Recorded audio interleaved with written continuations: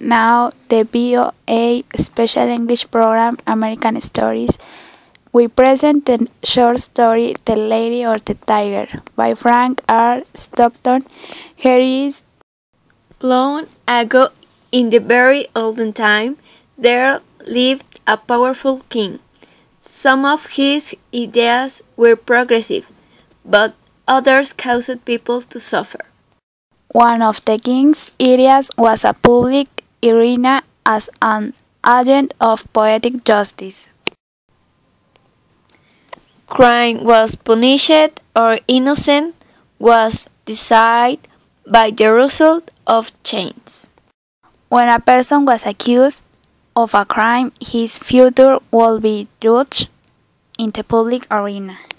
All the people would gather in this building. The king sat high up on his ceremonial chair. He gave a sign. A door under him opened. The accused person stepped out into the arena. Directly opposite the king were two doors. They were side by side, exactly alike. The person on trial had to walk directly to this door and open one of them. He could open whichever door he pleased. If the accused man opened one door, out came a hungry tiger, the fiercest in the land.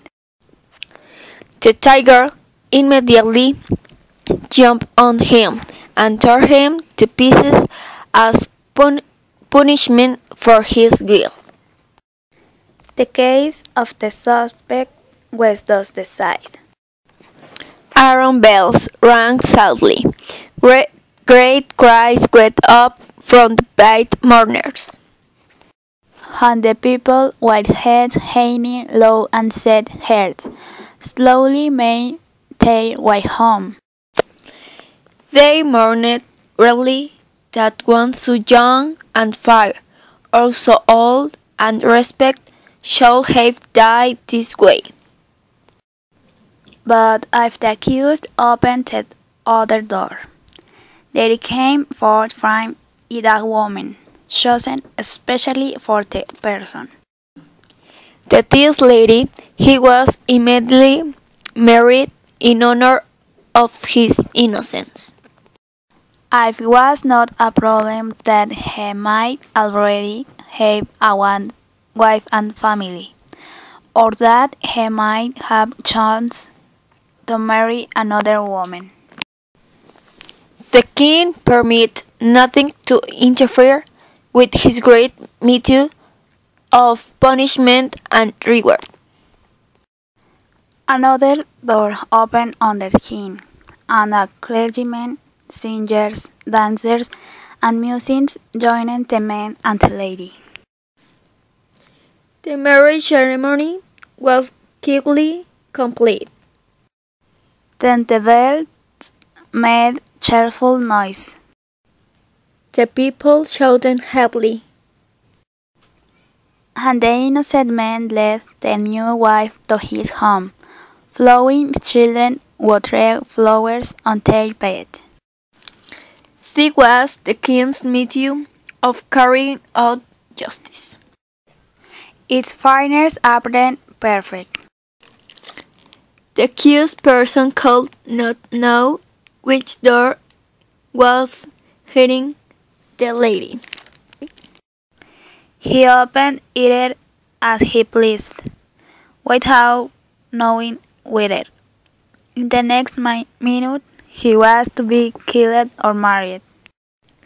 Sometimes the first animal came out of one door. Sometimes it came out of the other. This method was a popular one.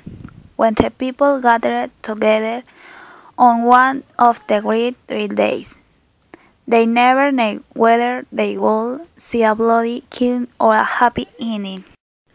So everyone was always interested, and the thinking part of the community would bring no chance of one foreigners against this plan.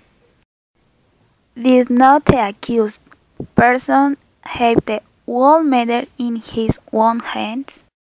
The king had a beautiful daughter who was like him in many ways.